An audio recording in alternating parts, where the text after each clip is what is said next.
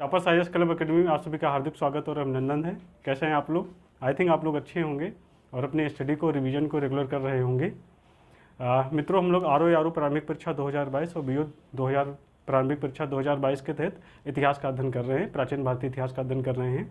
और हम लोगों ने जो है प्रागैतिहासिक काल, आदि ऐतिहासिक काल को हम लोग समाप्त कर चुके हैं और आज से हम लोग जो है इतिहास के तीसरे कालखंड में हम लोग प्रवेश कर चुके हैं। अब तीसरे कालखंड के तहत मित्रों, जैसा कि मैंने पहले भी आपको बताया था कि हम लोग जो है महाजनपद काल से स्टार्ट करते हैं और उसके बाद के जितने भी इतिहास के डेवलपमेंट हैं वो हमारे इतिहास के नाम से जानते हैं। हम तीनों में क्लासिफिकेशन हम लोग पहले पढ़ चुके हैं, तो उस पर चर्चा करने की आवश्यकता नहीं है। तो मित्रों, हम लोग चलते हैं, चलो स्टार्ट करते हैं। मगध साम्राज्य का उत्कर्ष कैसे हुआ मित्रों, और इस मगध साम्राज्य के उत्कर्ष के बाद में इसी से जो है बाद में मौर्य साम्राज्य का जो है एक विकास होते हुए हम देखेंगे। और फिर उसके बाद मौर्य के बाद में मौर्योत्तर और फिर गुप्त काल होते हुए फिर हम अपनी जो है प्राचीन भारतीय इतिहास की जर्नी को जो है समाप्त करेंगे मित्रों। तो हम लोग जो है इस मगध साम्राज्य का उत्कर्ष को पढ़ें, इसके पहले मित्रों हम थोड़ा सा आपको भौगोलिक रूप से मैं परिचय करवा देना चाह रहा हूँ कि हम लोग जो है इतिहास में कहाँ कहाँ और किस किस कालखंड में कैसे कैसे अध्ययन कर रहे हैं और जो है साम्राज्यों का जो है मतलब इस मगध साम्राज्य तक का कैसे डेवलपमेंट हुआ है, मैं इसको थोड़ा आपको समझाने का प्रयास करना चाहूँगा यहाँ मैप के माध्यम से। तो मित्रों, सबसे पहले हम लोग ने एक मिनट,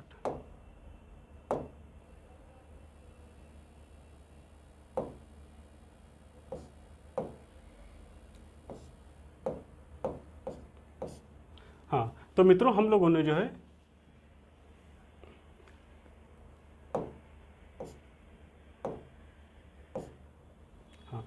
हम लोगों ने जो है सिंधु घाटी सभ्यता का जो है अध्ययन किया था पहले, जो प्राचीन भारतीय इतिहास की जो प्रथम नगरीय सभ्यता के रूप में जानी जाती है मित्रों।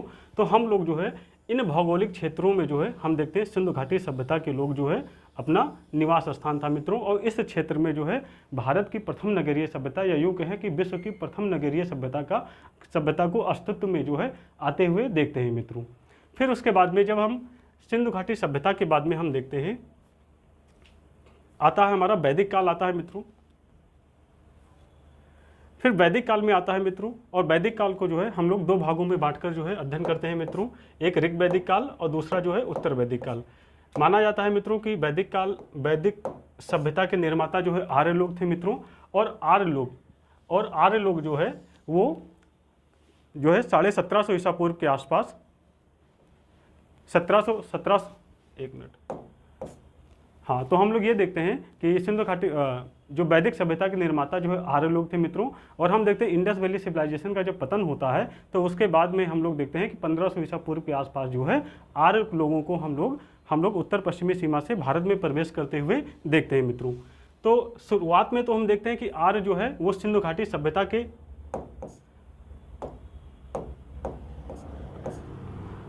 आरंभिक जो आर्य थे मित्रों, ये जो है आर्यों का ये आगमन ये दिखाता है कि 1500 ईसा पूर्व के आसपास जो है उत्तर पश्चिम से आर्यों का आगमन जो है भारत के उत्तर पश्चिमी क्षेत्रों में हुआ था मित्रों। तो हम देखते हैं कि आरंभिक अवस्था में जो आर्य थे वो मतलब भारत के उत्तर पश्चिमी क्षेत्रों में ही उनका जो सेंटर पॉइंट होता था मित्रों। लेकिन धीरे धीरे हम देखते हैं कि ऋग वैदिक काल से हमें ये पता चलता है कि आर्यों का जो विस्तार था मित्रों वो गंगा यमुना के दोआब तक होते हुए हम देखते हैं मित्रों। हाँ, ये जो गंगा यमुना दोआब का जो क्षेत्र है मित्रों, ये मोटे तौर पर यहाँ पर हम लोग ऋग वैदिक काल में जो है आर्यों का विस्तार होते हुए जो है हम लोग देखते हैं मित्रों। उसके बाद जब हम उत्तर वैदिक काल में आते हैं तो उसमें हम लोग सतपथ ब्राह्मण नामक ग्रंथ में विदेह माधव की कथा का अध्ययन हम लोगों ने किया था मित्रों। और उसमें हम लोग देखते हैं कि जो है उत्तर वैदिक काल में जो है आर्य सभ्यता का विस्तार या आर्यों का जो विस्तार है मित्रों उत्तर पश्चिम से लेकर जो है पूरब की ओर होते हुए हम लोग देखते हैं मित्रों। तो हम लोग देखते हैं कि जो आर्य उत्तर वैदिक काल में है वो उत्तर पश्चिम से लेकर जो है पूरब की ओर लगातार विस्तार करते हैं। और सतपथ ब्राह्मण की कथा से हम लोगों को पता चलता है कि वैश्वानर की जो अग्नि थी वो गंडक नदी के पास आकर बुझ गई थी। इसका मतलब ये था कि आर्यों का जो विस्तार था वो गंडक नदी के पूरब में नहीं हुआ था, मतलब गंडक नदी तक सीमित था। तो मोटे तौर पर हम देखते हैं कि उत्तर वैदिक काल में जो ऋग वैदिक काल में आर्यों का विस्तार यहाँ तक लगभग था, इस एरिया तक लगभग था, जो गंगा यमुना दोआब का उत्तरी क्षेत्र था वो उत्तर वैदिक काल में जो है पूरब की ओर विस्तार करता हुआ यहाँ गंडक नदी तक आ गया था मित्रों। और उसके बाद ये विंध्य हिमालय के जो है जो विंध्याचल पर्वत है उसके उत्तरी क्षेत्र से लेकर सिंधु घाटी सभ्यता से उत्तर में सिंधु घाटी सभ्यता, दक्षिण में विंध्य पर्वत और पूरब में जो है ये गंडक नदी के आसपास के क्षेत्रों तक हम देखते हैं हम आर्य सभ्यता का विस्तार होते हुए देखते हैं मित्रों। उसके बाद हम देखते हैं कि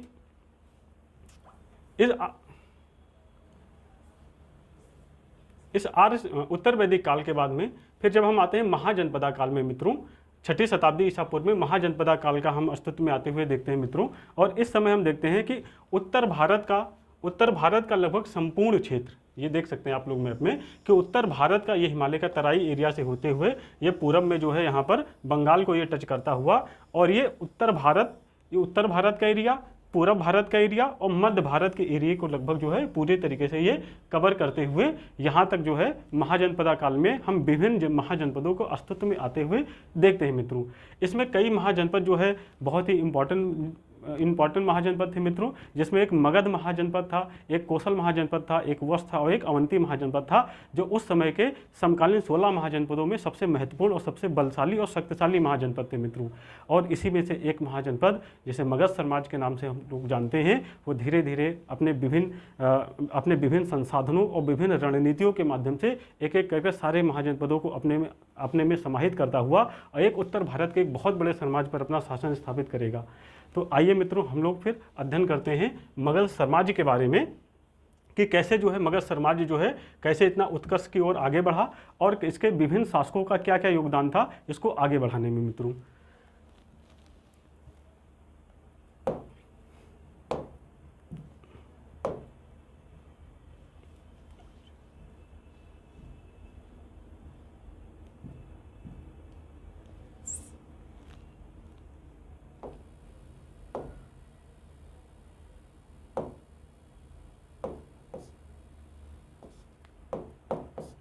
तो आइए हम लोग अध्ययन करते हैं मगध साम्राज्य के बारे में मित्रों।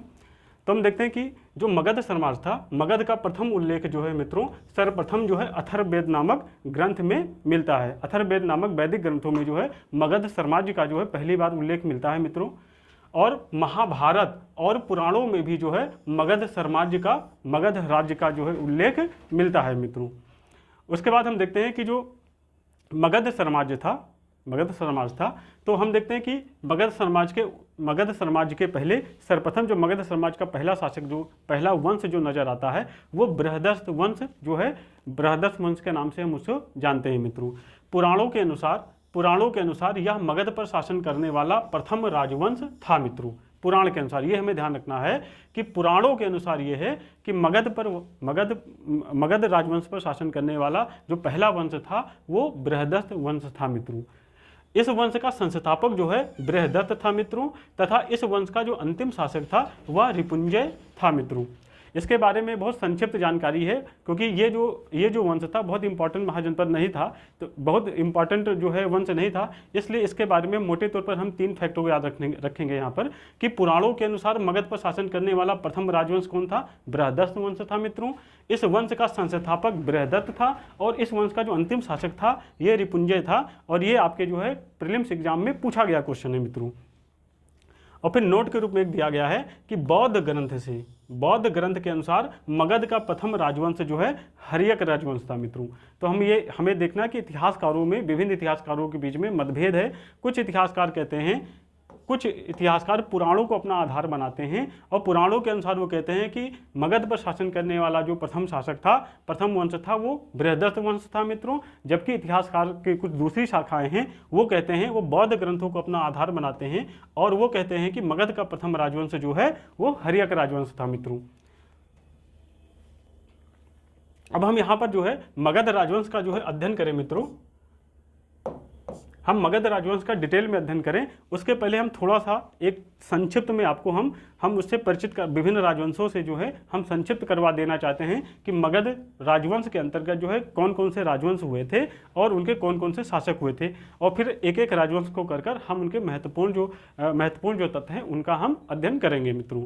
तो हम देखते हैं कि मगध जो राजवंश था मित्रों, इसके अंतर्गत जो है 3 राजवंश प्रमुख हुए, और ये हमें याद रखना है कि ये बौद्ध ग्रंथों के अनुसार है मित्रों। बौद्ध ग्रंथों के अनुसार 3 प्रमुख राजवंश हुए थे, जिसमें पहला राजवंश था हर्यक राजवंश था मित्रों, जो कि 544 से लेकर जो है 412 ईसा पूर्व तक का हम इनको शासन करते हुए देखते हैं मित्रों। इस वंश के विभिन्न शासकों को शासन करते हुए देखते हैं मित्रों।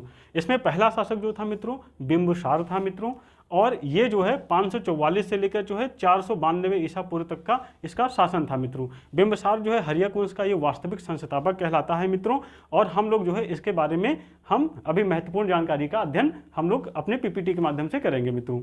दूसरा शासक जो था अजातशत्रु था मित्रों। बिंबिसार के बाद में उसका पुत्र जो है अजातशत्रु शासक बना था, जो कि 492 से लेकर 460 ईसा पूर्व तक, यहाँ ईसा पूर्व है मित्रों, ईसा पूर्व तक, और यहाँ भी जो है ईसा पूर्व है। तो अजातशत्रु जो है 492 से लेकर 460 ईसा पूर्व तक शासन किया था, उसका पुत्र था। फिर तीसरा जो है हर्यक वंश का महत्वपूर्ण शासक जो उदयन हुआ था मित्रों, उदयन हुआ था, जो 460 से लेकर 444 ईसा पूर्व तक शासन किया था मित्रों। और इसके बाद जो है 3 अन्य महत्वपूर्ण जो है शासक हुए थे मित्रों, जिनका नाम अनिरुद्ध, मंडक और नागदशक का उल्लेख जो है मिलता है मित्रों, जिसमें हम लोग ये प्रीलिम्स में कई बार पूछा गया है कि हर्यक वंश का अंतिम शासक कौन सा था, तो नागदशक था मित्रों। और बाकी ये बिंबिसार, अजातशत्रु, उदयन, ये लोग तो महत्वपूर्ण रूलर्स है ही हैं। और कई बार मित्रों इन जो शासकों को जो है क्रम से भी लगाने के लिए पूछा जाता है कि हर्यक वंश के विभिन्न शासकों को कालक्रमानुसार जो है व्यवस्थित कीजिए। तो इस वजह से मित्रों वहाँ पर ये मैप आपको बहुत हेल्प करेगा मित्रों। उसके बाद जो है शिशुनाग वंश, जो दूसरा वंश है वो शिशुनाग वंश है मित्रों। एक मिनट, जो दूसरा वंश है ये शिशुनाग वंश है मित्रों, शिशुनाग वंश है, और ये 412 से लेकर जो है 344 ईसा पूर्व तक का जो है ये शासन करेगा यह वंश मित्रों। और इसके जो कुछ महत्वपूर्ण शासक थे उसमें शिशुनाग था, जो पहला शासक था इसका, वो 412 से लेकर जो है 394 ईसा पूर्व तक का शासन था मित्रों इन लोगों का, ईसा पूर्व। ये बाकी आप लोग समझ लीजिएगा कि ये ईसा पूर्व है, ठीक। तो इसमें शिशुनाग था, 412 से लेकर 394 ईसा पूर्व तक था मित्रों। दूसरा रूलर जो था ये कालाशोक था मित्रों, जो शिशुनाग वंश का संस्थापक था मित्रों, जो शिशुनाग वंश का संस्थापक था। दूसरा शासक जो है कालाशोक था मित्रों, जो 394 से लेकर 366 ईसा पूर्व तक का था मित्रों। और इसी के शासनकाल में जो है द्वितीय बौद्ध संगीति जो है यहाँ पर 383 ईसा पूर्व के आसपास में आयोजित की गई थी मित्रों। यहाँ इस वंश का जो अंतिम शासक था मित्रों महानंदिन था मित्रों। इसके बाद जो है कई अन्य शासक हुए थे, लेकिन वो महत्वपूर्ण नहीं थे मित्रों हमारे प्रीलिम्स के दृष्टि से। लेकिन इस वंश का जो अंतिम शासक था मित्रों वो महानंदिन था, जो कि 366 से लेकर जो है 344 ईसा पूर्व तक का इसने शासन किया था मित्रों।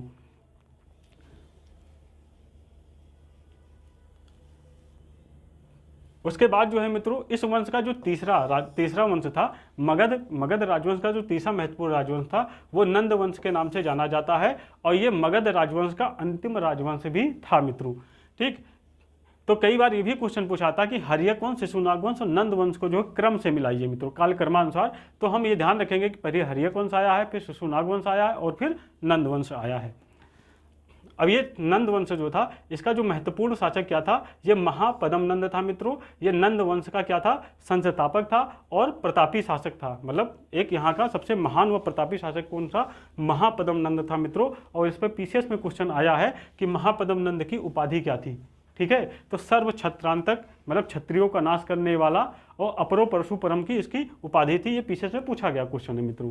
और इस वंश का जो अंतिम शासक था वो घनानंद था मित्रों, और इसी को जो पराजित कर जो है यहाँ पर चंद्रगुप्त मौर्य के द्वारा जो है मौर्य समाज की स्थापना जो है की गई थी मित्रों। तो ये बहुत इंपॉर्टेंट रूलर था मित्रों, और कई बार क्वेश्चन में आया हुआ है, घनानंद के बारे में प्रश्न पूछा गया है मित्रों। तो इस प्रकार से मगध के जो राजवंश थे हमने उनकी महत्वपूर्ण वंशावलियों का जो है एक बार आपके सामने ब्रीफ में जो है इंट्रोडक्शन दे दिया मित्रों। अब हम लोग जो है एक एक राजवंश को उठाएंगे और उनके क्रम से, इन्हीं शासकों के क्रम में उनका हम लोग अध्ययन करेंगे। पहले हर्यक वंश का, फिर शिशुनाग वंश का, और फिर जो है नंद वंश के बारे में हम लोग अध्ययन करेंगे मित्रों।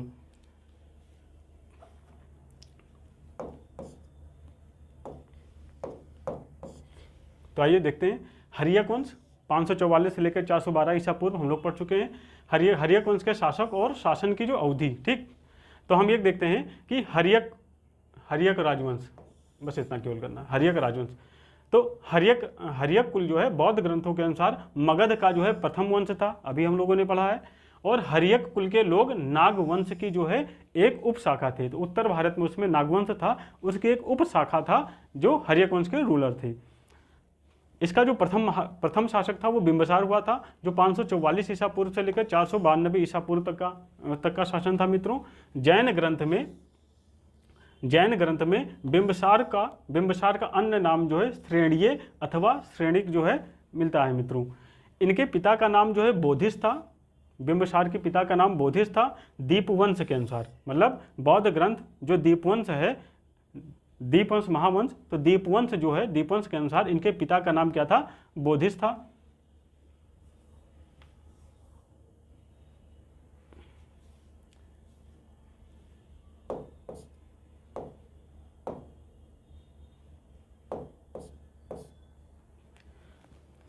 सिंधु के शासक जो है रुद्रायन, सिंधु के शासक थे रुद्रायन, तथा गांधार के जो शासक थे हमारे मुक्कू रंगती, भी उसका जो है दोस्ताना जो है संबंध था मित्रों। यानी सिंध के शासक के साथ में और गांधार के शासक के साथ में इनके जो है मित्रवत संबंध थे बिंबिसार के। बिंबिसार ने अपने राज्य की नींव जो है विभिन्न वैवाहिक संबंधों के फलस्वरूप जो है रखी थी मित्रों, रखी थी और विस्तृत की थी, और उसमें से कुछ कुल राजवंशों में वैवाहिक संबंध स्थापित किया था और उसके कुल में जो है वैवाहिक संबंध स्थापित किया था। मतलब बिंबिसार ने मित्रों जो है अपने समाज विस्तार के लिए जो है मुख्य रूप से दो रणनीतियां जो है अपनाई थी मित्रों।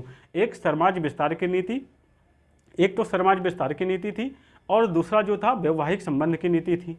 तो जो हम देखते हैं जो एक नीति थी जो वैवाहिक संबंध की नीति थी, उसके तहत जो है उसने निम्नलिखित राज्यों के साथ में वैवाहिक संबंध जो है स्थापित किए थे। तो पहला जो इसमें जो राज्य था वो मध्य देश था मित्रों। ये मध्य देश जो था ये कुरु के उत्तर में था, यानी आधुनिक हरियाणा के आसपास के क्षेत्र में ये मध्य देश उस समय पड़ता था मित्रों। तो यहाँ की जो राजकुमारी थी क्षेमा, उनके साथ में उसने जो है वैवाहिक संबंध स्थापित किया था, जिससे कि मगध समाज का अप्रत्यक्ष रूप से विस्तार उत्तर में मध्य देश तक हो गया था मित्रों। दूसरा जो महत्वपूर्ण विवाह था, इन्होंने लिच्छवी राज्य में चेटक की जो पुत्री थी हमारी चेलना के साथ में विवाह किया था मित्रों। उस समय जो लिच्छवी था मित्रों यह एक महत्वपूर्ण और शक्तिशाली गणराज्य हुआ करता था। तो यहाँ लिच्छवी के राजा थे चेटक, उनकी पुत्री चेलना से उसने जो है विवाह किया था। इस प्रकार से उसका जो है लिच्छवी गणराज्य के साथ भी जो है उसका जो है एक संबंध स्थापित हो गया था मित्रों।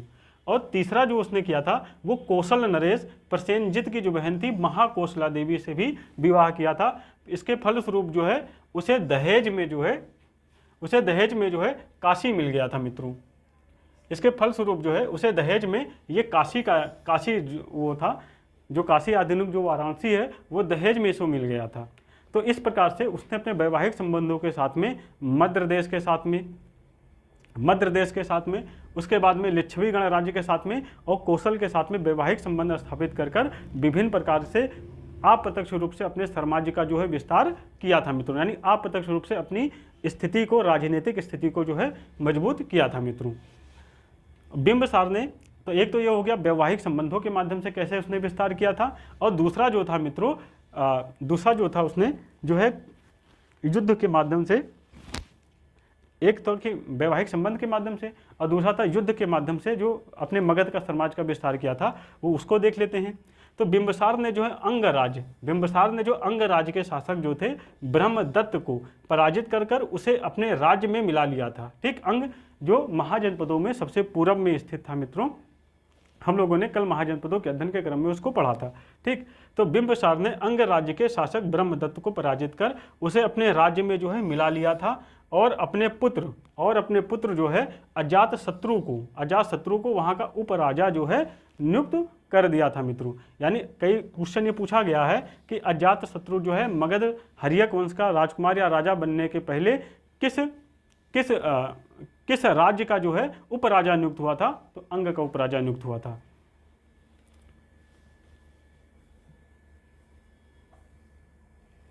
उसके बाद मित्रों जो कूटनीतिक संबंधों में हम देखते हैं, तो बिंबिसार ने मित्रों जो है अवंती के साथ में भी जो कूटनीतिक संबंध जो स्थापित किए थे। एक वैवाहिक नीति थी मित्रों, एक युद्ध की नीति थी और तीसरा जो है कूटनीतिक संबंध था मित्रों। कूटनीतिक संबंध में क्या था, समाज विस्तार के क्रम में एक वैवाहिक संबंध की नीति, दूसरा युद्ध के माध्यम से विजित करने की रणनीति और तीसरा कूटनीतिक। तो कूटनीतिक क्या था, वो बिंबिसार ने जो है अवंती के शासक जो है अवंती के शासक जो थे चंद्रप्रद्योत से मित्रता कर ली थी और अपने राजवैद्य जो थे जीवक को, अपने राजवैद्य जो है इनका जो राजवैद्य था जीवक को उसने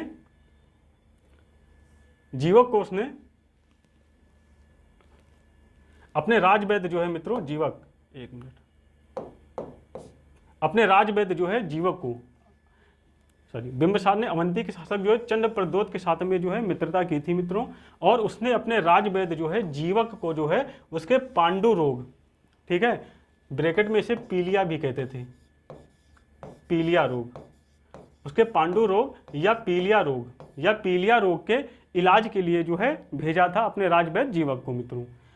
बिंबिसार जो है बौद्ध और जैन दोनों धर्मों का जो है मानने वाला था। जो बिंबिसार था ये बौद्ध और जैन दोनों धर्मों का जो है मानने वाला था या अनुयायी था मित्रों। बुद्ध स्वयं इसके दरबार में जो है आए थे, ठीक। उसके बाद बिंबिसार ने अपने बड़े पुत्र जो है दर्शक, बिंबिसार का जो सबसे बड़ा पुत्र था दर्शक, उसको अपना उत्तराधिकारी जो है घोषित किया था। भारतीय इतिहास में जो बिंबिसार प्रथम शासक था जिसने अस्थायी सेना रखी थी मित्रों, ठीक, और साथ ही साथ जो है भारतीय इतिहास का प्रथम शासक था जिसने अस्थायी सेना रखी थी, वो बिंबिसार था मित्रों। उसके बाद बिंबिसार के राजवैद्य जीवक को भगवान बुद्ध की सेवा में नियुक्त किया था। इसने जो अपने राजवैद्य थे जीवक को उसे भगवान बुद्ध की जो है सेवा में जो उसने भेजा था या नियुक्त किया था। बौद्ध भिक्षुओं को निःशुल्क में जल यात्रा की अनुमति दी थी। ये सब क्वेश्चन बहुत अच्छे क्वेश्चन मित्रों, कभी भी पूछा जा सकता है कि हर्यक वंश के किस शासक ने जो है बौद्ध भिक्षुओं को निःशुल्क जल यात्रा की अनुमति दी थी, तो कौन था, वो बिंबिसार था मित्रों। उसके बाद बिंबिसार की हत्या तथागत बुद्ध के विरोधी देवव्रत के उकसाने पर जो है अजातशत्रु ने किया था। यानी जो बिंबिसार की हत्या थी वो अजातशत्रु के द्वारा की गई थी। और क्यों की गई थी, क्योंकि ये क्या था, ये तथागत बुद्ध का विरोधी था देवव्रत, इसने जो अजातशत्रु को बिंबिसार के विरुद्ध भड़का दिया था मित्रों। उसके बाद बिंबिसार ने बौद्ध धर्म से प्रभावित होकर जो है बेलुवन बिहार को दान दिया था मित्रों, जिसका वर्णन जो है विनय पिटक से मिलता है। बौद्ध ग्रंथ विनय पिटक से पता चलता है कि उसने जो है बेलवन बिहार को दान में दिया था, ठीक, बिंबिसार ने। बिंबिसार की हत्या उसके पुत्र अजातशत्रु ने कर दी थी मित्रों।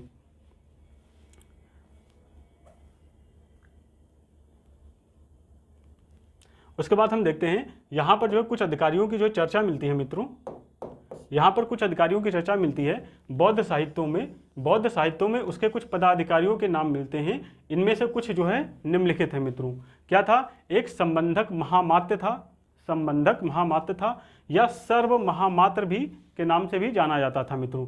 पहली बार हम देखते हैं कि बिंबिसार के द्वारा ही जो है विभिन्न प्रशासनिक अधिकारियों को नियुक्त करते हुए देखते हैं मित्रों। और आगे चलकर हम जो है मगध के बाद में हम देखते हैं जब मौर्य समाज आता है तो वहाँ पर एक भारी भरकम जो है प्रशासनिक मशीनरी को हम लोग महामात्र व अमात्य के रूप में नियुक्त होते हुए देखते हैं मित्रों। तो यहाँ पर हम देखते हैं कि बौद्ध साहित्य में उसके कुछ पदाधिकारियों के नाम मिलते हैं। इनमें से कुछ जो है निम्नलिखित है मित्रों।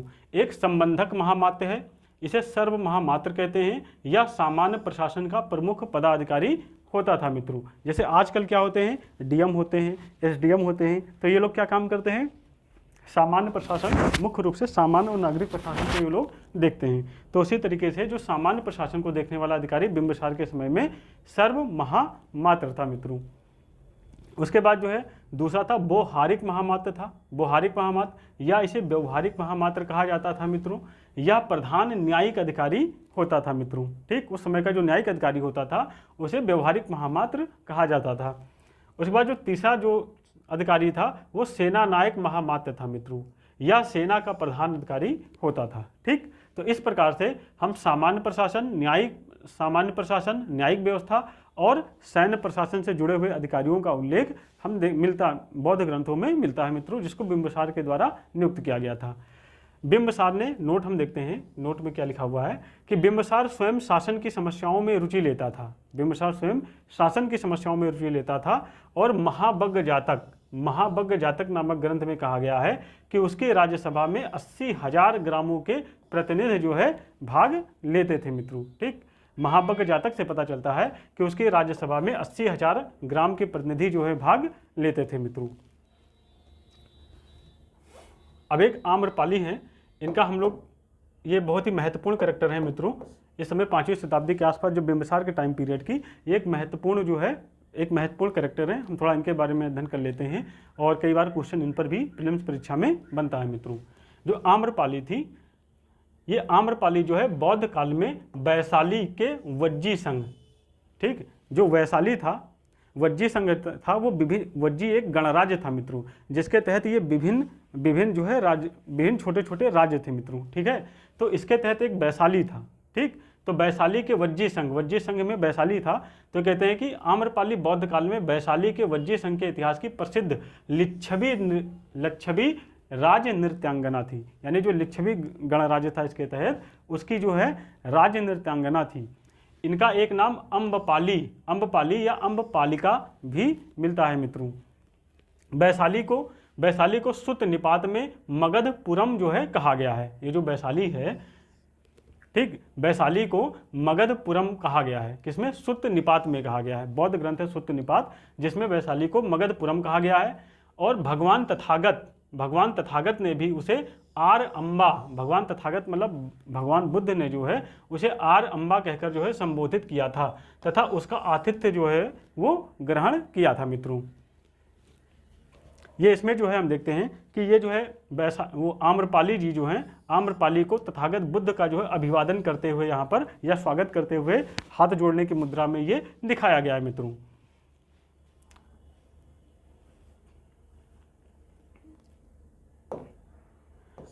हाँ मित्रों, और एक चीज़ और भी है कि ये जो चित्र है मित्रों, ये भरहुत स्तूप पर बना हुआ ये मिला है। यह वैशाली की नर्तकी थी एवं परम रूपवती थी। आम्रपाली वैशाली की नर्तकी और परम रूपवती थी मित्रों, तथा कला प्रवीण जो है गणिका थी। गणिका मतलब होता है वैश्या मित्रों, ठीक। वो बुद्ध की परम उपासक भी थी। आम्रपाली जो है बुद्ध की परम उपासक भी थी। और आम्रपाली के सौंदर्य पर मोहित होकर बिंबिसार ने लिच्छवी को जीत लिया था मित्रों। मतलब इतनी खूबसूरत थी कि इन्होंने जो है लिच्छवी पर आक्रमण कर उसको जो है जीत लिया था। और उसके बाद में राजगृह ले आए थे और उसके साथ में विवाह किया था, ठीक। और दोनों के संयोग से जो है जीवक नामक पुत्र रतन जो है प्राप्त हुआ था, जो बाद में चलकर बहुत बड़ा क्या बना था, वैद्य बना था मित्रों। और इसी को जो है अजातशत्रु, इसी को बिंबिसार ने जो है अवंती नरेश चंद्रप्रद्योत की पांडु रोग से जो है चिकित्सा करने के लिए भेजा था मित्रों। बिंबिसार ने जीवक को तक्षशिला में जो है शिक्षा हेतु भेजा था मित्रों। और यही जीवक एक प्रख्यात चिकित्सक एवं राजवैद्य बना था, जिन्होंने जो है आगे चलकर भगवान बुद्ध की सेवा की थी और साथ ही साथ जो है अवंती नरेश चंद्रप्रद्योत की भी सेवा की थी, उनको पांडु रोग को ठीक करने में।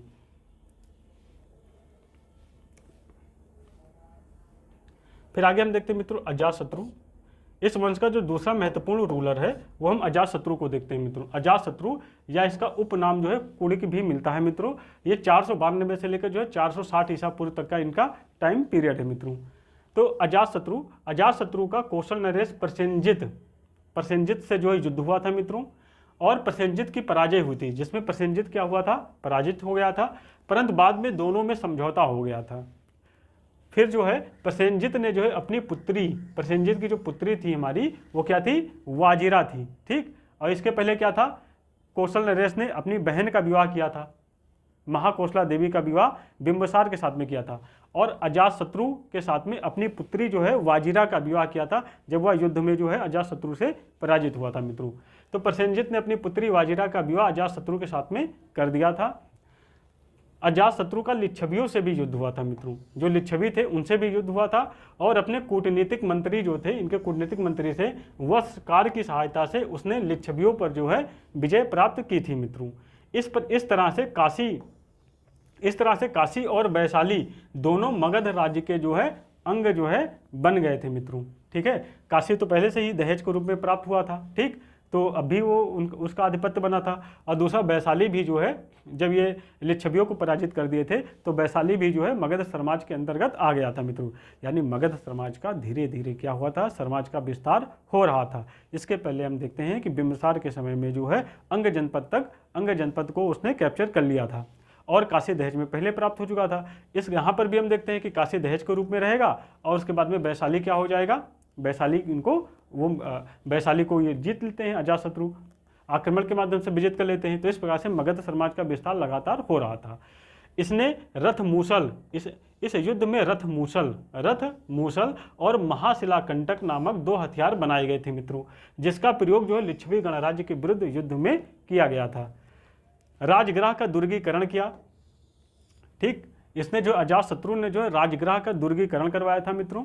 और उसके बाद जो है भरहुत स्तूप की वेदिका पर अजातशत्रु को तथागत गौतम बुद्ध की वंदना करते हुए दिखाया गया है। जो भरहुत स्तूप है उस पर क्या है, उसकी जो वेदिका बनी है उस पर अजातशत्रु को तथागत गौतम बुद्ध का वंदना करते हुए दिखाया गया है मित्रों।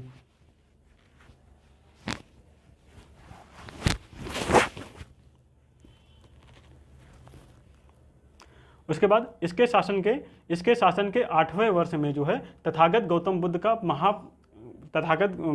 का जो है परिनिर्वाण मतलब उन्हें मोक्ष की जो प्राप्ति हुई थी वो मल्ल गणराज्य के कुशीनगर में जो है प्राप्त हुई थी मित्रों। बहुत ही इंपॉर्टेंट फैक्ट है मित्रों, कई बार ये पूछा गया है। उसके बाद उनके जो अस्थि अवशेष हैं, उनके अस्थि अवशेष पर जो है राजगृह में स्तूप का निर्माण करवाया गया था। जो भगवान बुद्ध थे उनके अस्थि अवशेष पर राजगृह में एक स्तूप का निर्माण भी करवाया गया था। अजातशत्रु के समय में ही प्रथम बौद्ध संगीति का आयोजन 483 ईसा पूर्व में किया गया था, जिसके अध्यक्ष जो है महाकश्यप जी थे, या पूरा नाम कहीं कहीं महाकश्यप उपाली मिलता है, ठीक, महाकश्यप या महाकश्यप उपाली थे मित्रों। कहीं महाकश्यप ही मिलता है, कहीं पूरा नाम महाकश्यप उपाली ही मिलता है, आपको कंफ्यूज नहीं होना है। यह संगीत सप्तपर्णी गुफा राजगृह में संपन्न हुई थी मित्रों। और इसी संगीत में सुत्त पिटक और विनय पिटक बुद्ध की शिक्षाओं का विभाजन हो गया था। यानी 2 प्रमुख बौद्ध ग्रंथ विनय पिटक और सुत्त पिटक का रचना जो है प्रथम बौद्ध संगीति में हुई थी मित्रों। अब विनय पिटक सुत्त पिटक के बारे में हम लोग मित्रों, जब हम लोग बौद्ध धर्म और जैन धर्म पढ़ेंगे तब वहाँ पर हम लोग बौद्ध धर्म के तहत वहाँ पर अध्ययन करेंगे मित्रों कि क्या था, इसकी कैरेक्टरिस्टिक क्या थी, उसमें क्या क्या चीज़ें थी।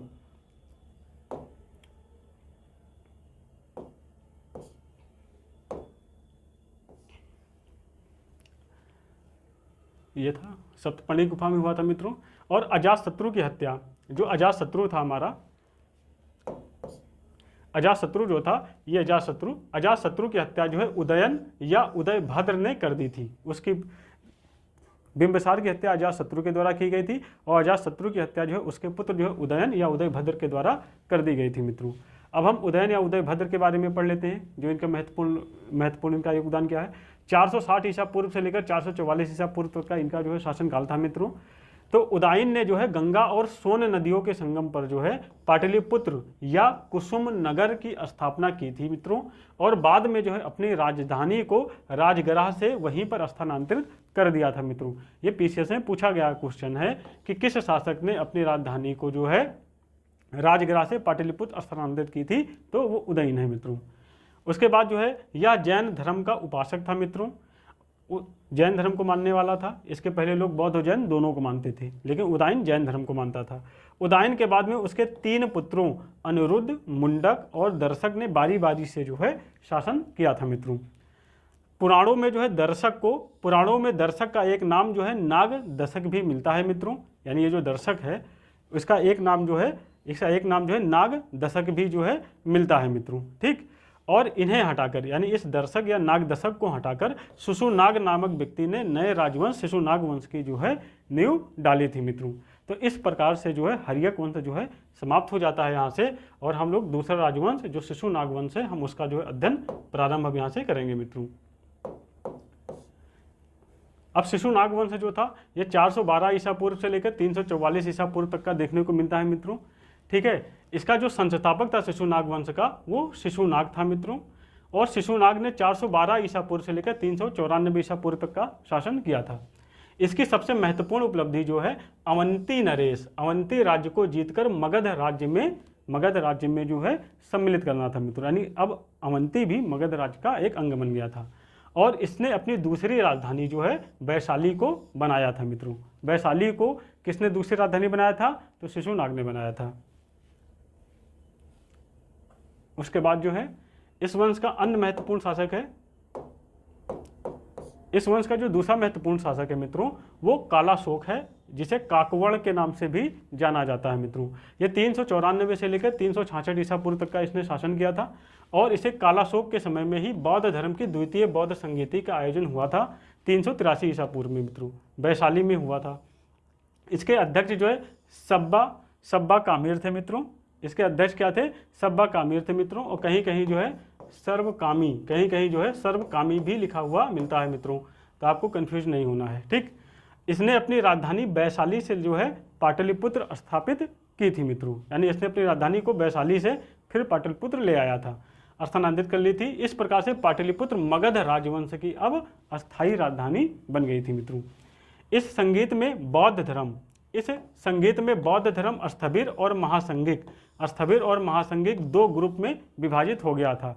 तो 383 ईसा पूर्व में जब द्वितीय बौद्ध संगीति हुई थी कालाशोक के समय में, तो वहाँ पर क्या हुआ था? बौद्ध धर्म स्थविर और महासंगिक नामक दो संप्रदायों में बढ़ गया था मित्रों।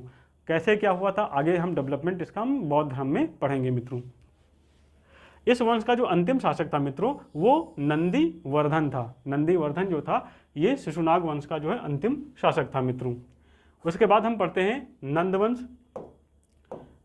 जो इस वंश का अंतिम, जो मगध साम्राज्य, जो मगध के उत्कर्ष का जो अंतिम वंश है हम नंदवंश है मित्रों, हम इसके बारे में पढ़ते हैं। जो नंदवंश है इसका संस्थापक जो है महानंदिन था मित्रों। नंदवंश का संस्थापक जो है महानंदिन था मित्रों। इसका अन्य नाम जो है इसका अन्य नाम जो है पुराण जो है इसे महापद कहता है। महाबोधि इसे उग्रसेन के नाम से जाना जाता है। महाबोधि वंश नामक बौद्ध ग्रंथ में इसे उग्रसेन के नाम से जाना जाता है। और यह वापता यानी नाई जाति का था मित्रों, ठीक। तो जो महानंदिन था वो नाई जाति से संबंधित था मित्रों।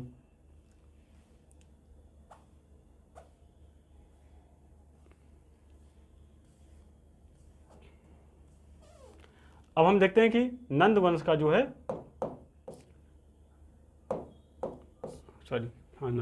नंद वंश का जो महान शासक हुआ था मित्रों वो महापदम नंद था मित्रों।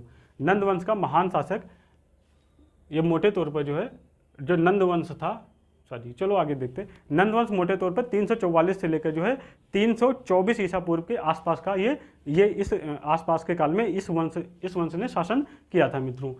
तो जो महापदम नंद था वो नंद वंश का जो है प्रथम प्रतापी और महान शासक था मित्रों, ठीक है। इसकी उपाधि जो एकराट की उपाधि है, सर्व छत्रांतक की उपाधि है, अपरो परशुपुरम की उपाधि है। ये क्वेश्चन मित्रों पीसीएस में पूछा गया है, अपरो परशुपुरम की उपाधि किस शासक की थी, और ऑप्शन दिया हुआ था, 2-3 ऑप्शन दिया हुआ था, उसमें एलिमिनेट करना था। यानी ये पीसीएस में आपके पूछा गया क्वेश्चन है मित्रों, ठीक है। उसके बाद कली का अंश था, एक राट था मित्रों। एक राट की उपाधि मतलब पूरे उत्तर भारत के समाज को उसने एकता के सूत्र में पिरो दिया था, इसलिए इसे एक राट कहा गया है, ठीक। बहुत बड़े क्षेत्र पर शासन किया था। सर्व छत्रांतक मतलब क्षत्रियों का सर्वनाश करने वाला। अपरो परशुपुरम मतलब दूसरा परशुराम। कली का अंश भार्गव भी ये परशुराम का पर्यायवाची शब्द है मित्रों। और द्वितीय परशुराम, तो ये इसकी उपाधियां थी मित्रों महापदम नंद की। उसके बाद हम देखते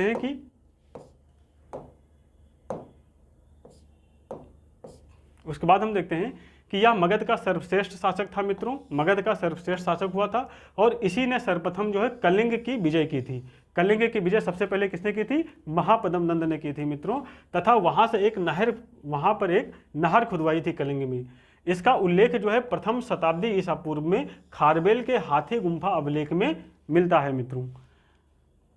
महापदम नंद जो है ये जैन धर्म का अनुयायी था मित्रों, ठीक है, जैन धर्म का अनुयायी था। और जब इसने जो है कलिंग पर आक्रमण किया था मित्रों, तो वहां से वो जिनसेन की मूर्ति अपने साथ में जो है लेकर चला गया था मित्रों, जिसे पहली शताब्दी में जाकर जो है खारबेल नामक शासक हुआ था, तो वो जो है उसने आक्रमण कर अपनी जो जिनसेन की मूर्ति वापस लेकर आया था, जिसका उल्लेख खारबेल के हाथी गुम्फा अभिलेख में मिलता है मित्रों।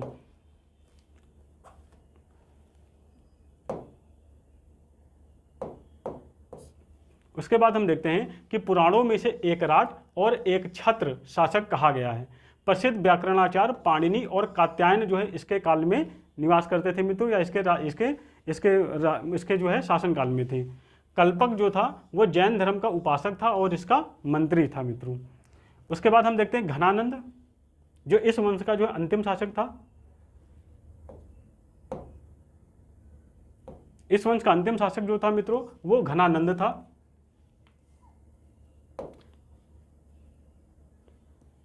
इस वंश का अंतिम शासक जो है मित्रों घनानंद था, जिसकी उपाधि जो है अग्रमीज, औग्रसेन और जितेंद्र जेंद्र मीज था। अग्रमीज, औग्रसेन और जेंद्र मीज इसकी उपाधियां थी मित्रों।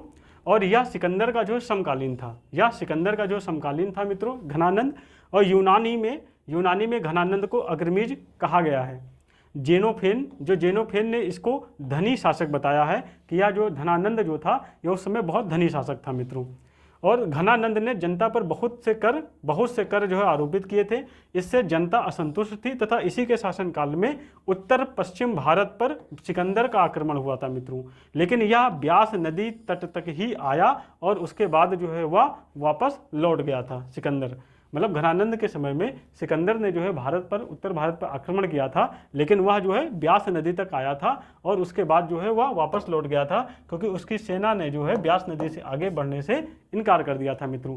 आगे जब हम लोग पढ़ेंगे सिकंदर का आक्रमण, तब हम लोग वहाँ पर इसको डिटेल से पढ़ेंगे कि वो ब्यास नदी के आगे क्यों नहीं बढ़ा था और उसके यहाँ आक्रमण के क्या क्या डेवलपमेंट हुए थे। फिर घनानंद जो है घनानंद के जैन अमात सकटाल तथा स्थूल भद्र थे मित्रों। सिकंदर के आक्रमण के समय यही मगध का जो है शासक था। ठीक है। घनानंद के दरबार में तक्षशिला का आचार्य विष्णुगुप्त या जिसे चाणक्य के नाम से जाना जाता है मित्रों, ये राजा आया था। विष्णुगुप्त या चाणक्य जो है घनानंद के दरबार में तक्षशिला के जो आचार्य थे विष्णुगुप्त या चाणक्य आए थे। राजा ने उसको अपमानित कर दिया था। चाणक्य को घनानंद ने अपमानित किया था। फलस्वरूप चंद्रगुप्त मौर्य की सहायता से घनानंद को जो उन्होंने गद्दी से हटाकर एक नवीन राजवंश मौर्य राजवंश की स्थापना की थी मित्रों। तो इस प्रकार से मित्रों हम लोगों ने आज मगध का उत्कर्ष पढ़ा, उसमें हर्यक वंश, शिशुनाग वंश और नंद वंश के बारे में पढ़ा। और इन सब के बाद में अब यहाँ से बाद मित्रों इसके बाद में अब हम लोग का जो टॉपिक होगा आगे बौद्ध और जैन धर्म का उदय, बौद्ध और जैन धर्म या नास्तिक संप्रदाय के जो आंदोलन चले थे उसके बारे में हम अध्ययन करेंगे मित्रों।